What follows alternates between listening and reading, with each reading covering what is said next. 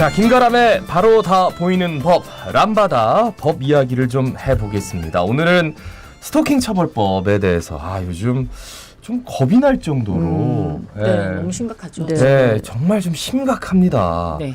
그 스토킹 처벌에 관한 법률이 2021년 4월 20일에 제정이 돼서 시행된 지 오늘이 딱 1년이 되는 날입니다. 네, 그렇습니다. 예, 법이 제정되었음에도 불구하고 진짜 법이 있는지 잘 모르는 분들도 계시고, 야, 더 강력한 처벌법이 있어야 되는 것 아니냐라는 논점도 굉장히 커지고 있는데 한번 짚어보도록 하겠습니다.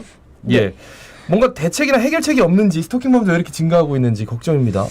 어제 이제 그 한동훈 법무부 장관도 이제 기자회견을 해서 저희가 이따 소개해드리겠지만 네. 이제 스토킹 처벌법이 시행된 지 1년인데 이제 모르시는 분도 많고 이 법이 너무 또 약하다. 그래서 이제 개정을 한다는 이제 정부 입법안이 발표가 됐는데요. 사실 이제 스토킹이란 범죄는 굉장히 오래된 범죄입니다. 네, 근데 네. 이게 범죄로 인식을 하고 입법이 되기까지 20년이 걸린 법이거든요. 네. 예. 그래서 이제 당하는 입장에서는 일상생활뿐만 아니라 생명까지 위협을 받는 심각한 범죄인데 이제 입법이 늦어짐으로써 사회적 공감대가 늦게 형성이 된 것 같습니다. 네네. 아유, 근데 사회적 공감대가 형성이 된다 안 된다를 떠나서 이게 뭔가 좀 강력한 게 필요하다, 이게 자꾸 그런 얘기밖에 안 나오는 것 같아요, 그죠? 네네, 그렇습니다. 예. 자, 그러면 그러니까 그동안 우리 인식이 사실 뭐 좋아해서 따라다니는 것도 그걸 뭘 범죄라고 왜 이런 게 많았잖아요. 그러니까 저는 이제 속담도 있지 않습니까? 10번째가 안 넘어가는 나무 없다. 그러니까요. 이게 열심히 노력하면 결실을 얻는다는 속담인데 인간관계 이제 연인관계에 막무가내 식으로 이게 도끼로 찍는 행위에 비유한다는 것 자체가 굉장히 폭력적인 일방적인 행위인데 우리도 이걸 아무렇지도 않게 애정행위에 비유해서 공공연하게 사용을 해왔다. 네. 우리 사회적 인식이 이 정도였다는 거죠. 그래서 분명히 상대가 싫다고 하는데도 계속해서 쫓아다니는 것에 대해서 좋아하면 그럴 수도 있지. 이렇게 좀 간단하게 바라보았고 입법이 되기 전까지는 스토킹에 해당하는 범죄는 경범죄 처벌법상 10만 원 이하의 벌금형에 처해서 이제 솜방망이 처벌에 불과했습니다. 그래서 이제 1년 전에 이거를 이제 벌금형에 처하는 것보다 이제 징역형 이렇게 이제 법이 조금 강화가 됐는데 그래도 지금 범죄가 계속 증가되고 있는 게 이게 좀 입법이 너무 수위가 약하지 않느냐 이런 이제 목소리가 나오는 거죠. 그러니까 예. 처벌이 이제 가볍다 보니까 이 스토킹 범죄 지속적으로 증가할 수밖에 없었던 거고. 근데 이게 요즘은 이제 그냥 뭐 따라다닌다거나 이걸 떠나가지고 신체적 폭력도 이어지기로 하고 심지어 무슨 성폭력 범죄에다가 또 피해자고 피해자 가족을 살해하는 이런 범죄까지도 나타나고 있는 거지. 예, 맞습니다. 그래서 그 한국형사정책연구원이 2012년부터 2018년까지 이제 전국 피해 조사 자료를 이제 분석을 해봤더니 네. 이 스토킹 피해자가 성범죄를 당할 가능성은 13배. 그리고 또 한민경 경찰대 교수가 2013년부터 2020년까지 8년간 선고된 법원의 1심 판결문을 분석을 해보니까 스토킹이라는 표현이 등장한 148건 가운데 절반 이상이 강간이나 상해, 폭행, 협박, 주거침입, 뭐 살인 이런 범죄를 동반한 것으로 나타났다고 합니다. 그러니까 이제 스토킹이라는 범죄가 문제가 아니라 그게 더 큰 범죄를 일으켜야만 법원에서 뭔가 처벌을 받는 이런 시스템이 됐기 때문에 그러니까 사후 약방문 같은 그런 느낌이에요. 그죠? 소일코 외양간 네, 고치고. 맞습니다. 그래서 이제 초기에 엄격하게 대응을 해야겠다. 네. 그래서 이제 법이 만들어졌는데 그래서 예전에는 이제 전화를 하면 뭐 어디 맞으셨어요? 어디 다치셨어요? 이렇게 확인을 해서 그런 건 아닌데요 하면 출동을 안 했다고 합니다. 그런데 이제 스토킹 처벌법에 따라서 신고를 하면 경찰관이 즉시 출동을 하게 됩니다. 현장에. 그래서 경찰관이 현장에 나가서 하지 마라. 돌아가셔라. 그만해라. 이렇게 제지 그리고 경고를 하면서 앞으로 지금도 만약에 집 앞에 누군가 찾아왔다.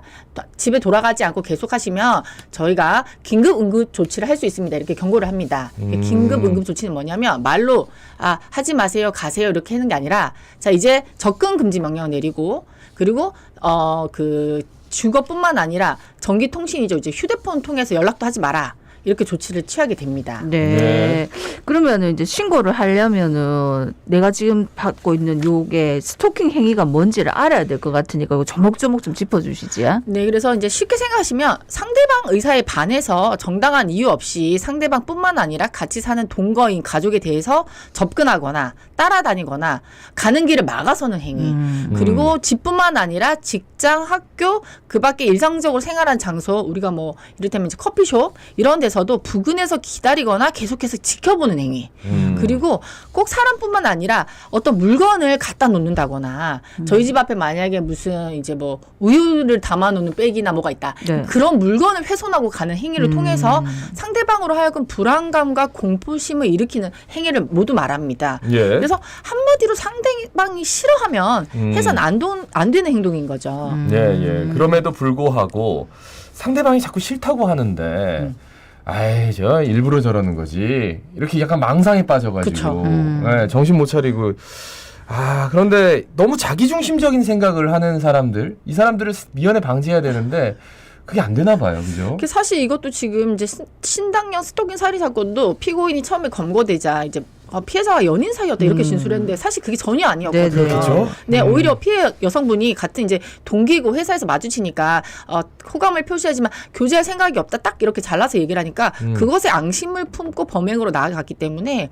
혼자 연인 사이라고 생각을 하고 이제 착각하는 경우가 많습니다. 그래서 지난번 방송에서도 이게 나를 감히 네가 거부해? 이렇게 과잉 자의식이 또 이제 삐뚤어진 형태로 나타나게 된 것이죠. 네.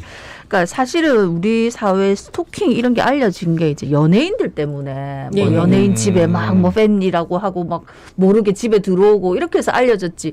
정말 연인 사이에 스토킹 뭐 헤어졌는데 스토킹 이거는 알려진 지 얼마 안 됐다니까 그러니까 사실. 스토킹이라는 게 이제 그 전에 이제 데이트 폭력 네, 해가지고 뭔가 연인 사이에 폭력이 있어야지 그것을 이제 우리가 범죄라고 생각했는데 네네네. 이제는 좀 더 포괄적으로 네, 그냥 상대방이 싫다 그러면 네. 해선 안 되죠. 우리가 이제 제가 이제 인간관계도 처음에 시작할 때는 손을 같이 잡아야 되니까. 네. 하지만 헤어질 때는 한 손을 놔면 끝이거든요. 예. 근데 왜 내 손을 놨지? 왜 네가 끝나지? 왜 나를 거부하지?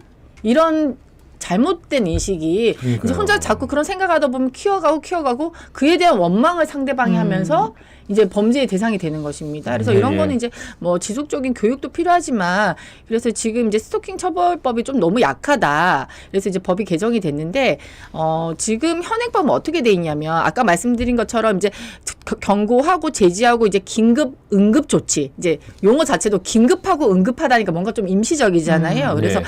법원에서 어떻게 하냐면 이제 원래 이제 범죄라는 거는 경찰이 수사를 해서 법원에다가 재판을 해서 이 사람을 처벌해 주십시오 하는 굉장히 긴 여정입니다. 못 기다리잖아요. 네. 그렇죠. 그래서 지금 법원이 이제 잠정 조치를 할 수 있습니다. 잠정 조치는 이제 접근 금지 명령을 내리고 이제 경우가 심할 경우에는 아직 그 확정이 되지 않았지만 유치장이나 구치소에서 유치를 할 수가 있습니다. 그런데 이런 잠정 조치는 최초 이제 2개월에 하고 이제 연장을 해서 6개월까지만 할 수 있고 그리고 만약에 이런 잠정 조치를 이제 불이한 경우에는 2년 이하의 징역 또는 2천만 원 이하의 벌금에 처해지고 또 아까 말씀드린 이제 경찰관이 와가지고 긴급 응급 조치를 안 했을 경우에는 1,000만 원 이하의 과태료 처분에 처하게 되기 때문에 경찰관이요? 네 경찰이 와가지고 자 자꾸 이러시면은 하겠다 이러면 이제 긴급 응급 조치에 대해서 안 하면 과태료 처분입니다. 과태료요. 그러니까 이 과태료가 너무 약하지 않느냐. 그래서 이거를 이제는 벌금형으로 바꾸겠다. 이게 이제 어제 발표된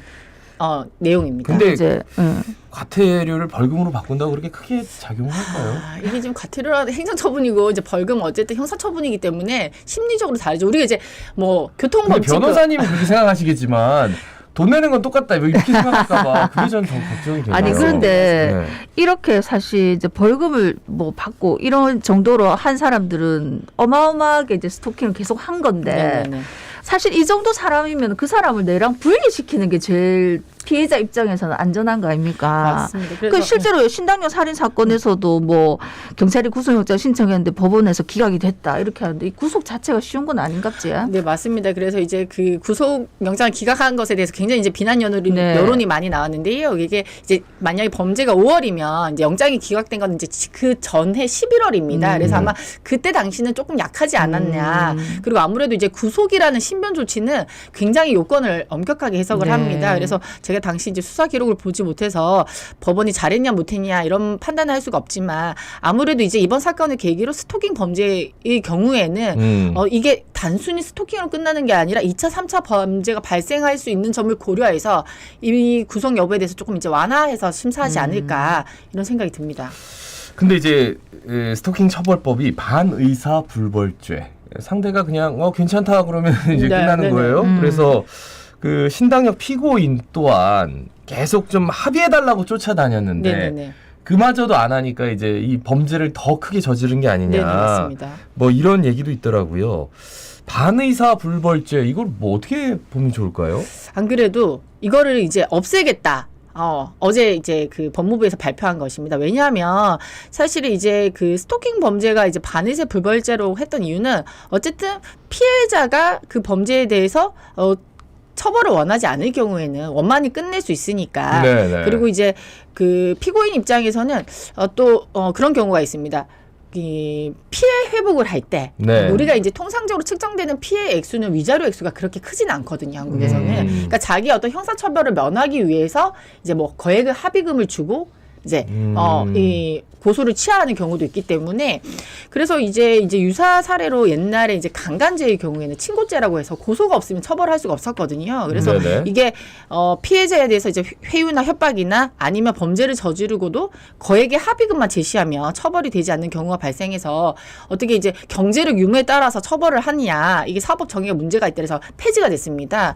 그래서 어제 법무부가 발표한 것도 이 스토킹 범죄에 대해서 반의세 불벌죄로 된 거를 폐지를 하고 그리고 앞에 말씀드린 잠정 조치를 받은 경우에는 위치 추적 장치 있지 않습니까? 우리가 전자발찌라고 하죠. 예, 그거를 임시적으로도 부착을 시켜서 실시간으로 그 사람의 동선을 살펴서 2차, 3차 범죄가 발생하지 않도록 만전을 기하겠다. 잠정 조치에서 전자발찌를 부착하기 위해서도 또 굉장한 권한이 필요할 텐데 네네.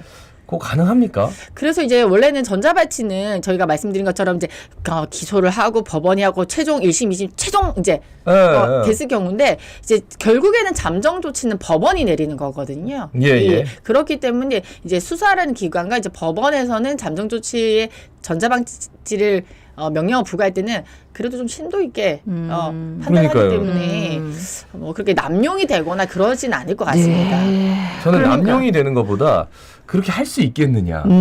잠정 조치 때부터 잠정 조치 때부터 이제 해야죠. 해야 되는데 그거를 이제 결국 법으로 이제 정해지면. 법으로 입법자가 이제 잠정 조치 때 사실 이게 위치 추적 정지가 사람이 내가 어떤 잘못을 저질러서 그런 장치를 부착하는 것 자체만으로도 심리적 강제가 되기 네. 때문에 그렇겠죠. 저는 이게 강력하게 잠정 조치 때부터 좀 사전 예방을 해야 되지 않느냐. 지금 저희가 이제 더 이상 그 법도 너무 늦게 시행이 되었고 네. 시행된 지 1년 만에 너무 무서운 사건들이 발생했기 때문에 그러니까요. 그러니까 일단 이제 법무부에서 입법 예고한 거는 반의사 불벌죄 폐지, 그다음에 네네. 이제 잠정 조치 받은 경우에 위치 추적 전자장치 부착한다. 그러니까 좀 이 스토킹 범죄 처벌이 좀 강화한다는 네네네. 건데 요 외에도 또 있습니까? 그리고 이제 온라인 스토킹 처벌도 신설이 된다고 해서 이제 나뿐만 아니라 내 주위 사람들한테 내 사진을 유포하거나 내 주위 사람들한테도 이제 스토킹 행위를 하는 거 있지 않습니까? 네네. 너 가람이 어디 갔는지 아니? 너 가람이 봤어? 이런 행위에 대해서도 그리고 이제 뭐 카톡으로도 단톡방에다 내가 없는 단톡방에 가람이 어디 갔는지 아니? 가람이 봤니? 이러면서 그런 행위도 이제 처벌을 하고 그리고 기존 이제 2년 이하의 벌금 2년 이하의 징역, 2천만 원 이하의 잠정 조치 불이행도 3년 이하, 그리고 벌금 3천만 원으로 상향을 하고요. 그리고 이제 법정형을 3년 이상으로 올리면 뭐냐면 그 긴급 체포를 할 수가 있습니다. 3년 이하로 올리면 근데 3년 이제 법정형이 이제 높아진 거죠. 예, 예. 네. 그러면 이제 경찰에게 더 많은 권한을 주게 되는 것이고요.